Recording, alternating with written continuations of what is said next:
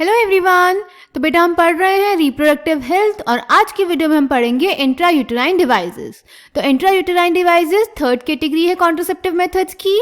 ये बेटा यूट्रस में स्पर्म्स की फेगोसाइटोसिस को इंक्रीज कर देते हैं, यानी यूट्रस में स्पर्म्स की डेथ को इंक्रीज कर देते हैं। ये डॉक्टर्स या एक्सपर्ट नर्सेस के द्वारा फीमेल यूट्रस में इंसर्ट किए जाते हैं through their vagina. Important statement है, याद रखेंगे कि फीमेल यूट्रस में इंसर्ट किए जाते हैं थ्रू वजाइना, वजाइना में इंसर्ट नहीं किए जाते, ठीक है। देन ये उन वुमेन के लिए आइडियल मेथड है जो प्रेगनेंसी को डिले करना चाहती हैं या फिर चिल्ड्रन में स्पेस करना चाहती हैं, क्योंकि इंट्रायूटेराइन डिवाइसेस का जो इफेक्टिव पीरियड होता है वो काफ़ी लंबा होता है और वेरी करता है आईयूडी टू आईयूडी। 2 इयर्स भी हो सकता है, 5 इयर्स भी हो सकता है, ठीक है। ये इंडिया में बहुत ज़्यादा एक्सेप्टेड है, ठीक है। क्लियर, आगे चलें। अब बेटा आईयूडीज भी 3 टाइप के होते हैं, non medicated for example Lippes loop, copper releasing IUDs for example CUT, CU7, Multiload 375। इनका जो कॉपर आयन रिलीज होता है वो स्पर्म मोटिलिटी और स्पर्म की फर्टिलाइजिंग कैपेसिटी को सप्रेस कर देता है, ठीक है।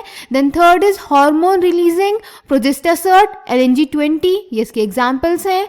ये यूट्रस को अनसुटेबल बना देता है फॉर इम्प्लांटेशन और सर्विक्स को हॉस्टाइल बना देता है स्पर्म्स के लिए, ठीक है।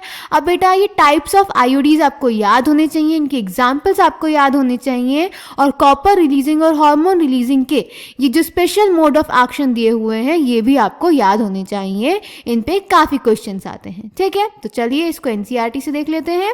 Another effective and popular method is the use of intrauterine devices, that is IUDs. These devices are inserted by doctors or expert nurses in the uterus through vagina. In the uterus through vagina.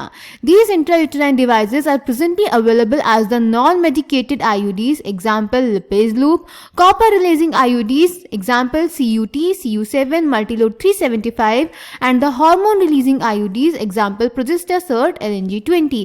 ये सारे examples आपको याद होने चाहिए। IUDs increase phagocytosis of sperms within the uterus, and the copper ion released suppress sperm motility and the fertilizing capacity of sperms.